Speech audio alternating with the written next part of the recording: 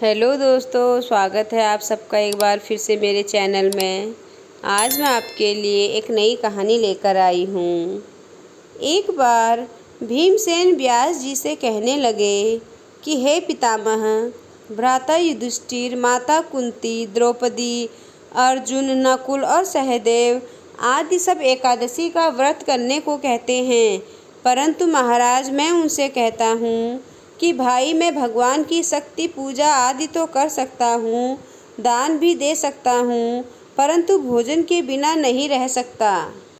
इस पर व्यास जी कहने लगे कि हे भीमसेन, यदि तुम नरक को बुरा और स्वर्ग को अच्छा समझते हो तो प्रति मास की दोनों एकादशियों को अन्न मत खाया करो।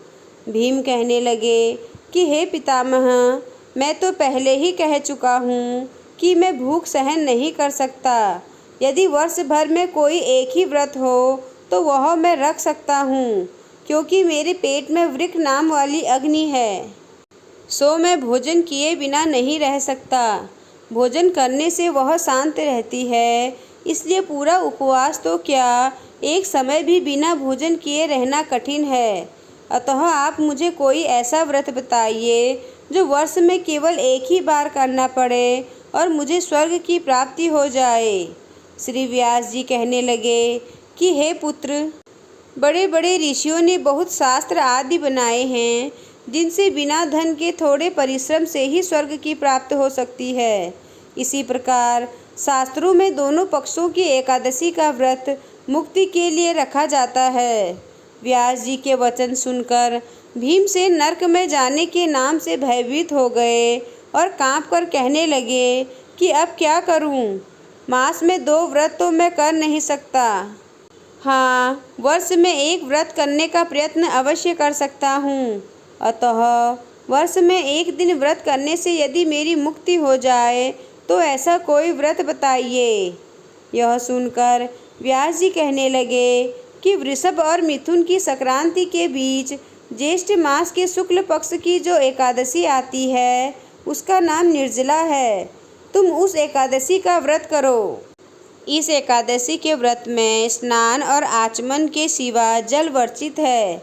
आचमन में 6 मासे से अधिक जल नहीं होना चाहिए, अन्यथा वह मद्यपान के सदृश हो जाता है। इस दिन भोजन नहीं करना चाहिए, क्योंकि भोजन करने से व्रत नष्ट हो जाता है। यदि एकादशी को सूर्योदय से लेकर द्वादशी के सूर्योदय तक जल ग्रहण न करें तो उसे सारी एकादशियों के व्रत का फल प्राप्त होता है। द्वादशी को सूर्योदय से पहले उठकर स्नान आदि करके ब्राह्मणों को दान आदि देना चाहिए। इसके पश्चात भूखे और सत्पात्र ब्राह्मण को भोजन कराकर फिर आप भोजन कर लेना चाहिए।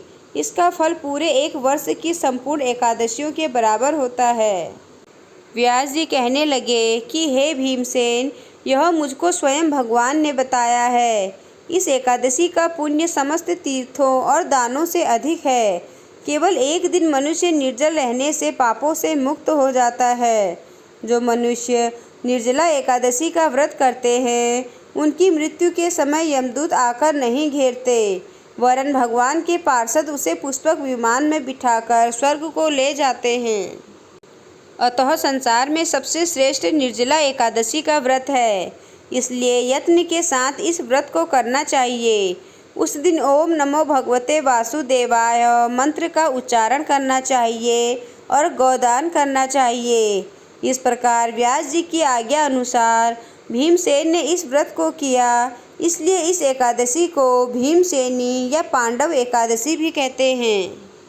निर्जला व्रत करने से पूर्व भगवान से प्रार्थना करें कि हे भगवान, आज मैं निर्जला व्रत करता हूँ, दूसरे दिन भोजन करूँगा। मैं इस व्रत को श्रद्धा पूर्वक करूँगा, अतः आपकी कृपा से मेरे सब पाप नष्ट हो जाए। इस दिन जल से भरा हुआ एक घड़ा वस्त्र से ढककर स्वर्ण सहित दान करना चाहिए। जो मनुष्य इस व्रत को करते हैं उनको करोड़पल सोने के दान का फल मिलता है, और जो इस दिन यज्ञादि करते हैं उनका फल तो वर्णन ही नहीं किया जा सकता। इस एकादशी के व्रत से मनुष्य विष्णु लोक को प्राप्त होता है। हे कुंती पुत्र, जो पुरुष या स्त्री श्रद्धापूर्वक इस व्रत को करते हैं उन्हें अग्रलिखित कर्म करने चाहिए। प्रथम भगवान का पूजन, फिर गोदान, ब्राह्मणों को मिष्टान व दक्षिणा देनी चाहिए तथा जल से भरे कलश का दान अवश्य करना चाहिए। निर्जला के दिन अन्न, वस्त्र, उपाहन आदि का दान भी करना चाहिए। जो मनुष्य भक्तिपूर्वक इस कथा को पढ़ते या सुनते हैं उन्हें निश्चय ही स्वर्ग की प्राप्ति होती है। तो दोस्तों, आपको आज की कहानी कैसी लगी मुझे कमेंट कर ज़रूर बताएं। अगर आपको कहानी पसंद आई हो तो मेरे चैनल को लाइक कीजिए और सब्सक्राइब कीजिए और साथ ही अपने दोस्तों के साथ आगे शेयर कीजिए। धन्यवाद।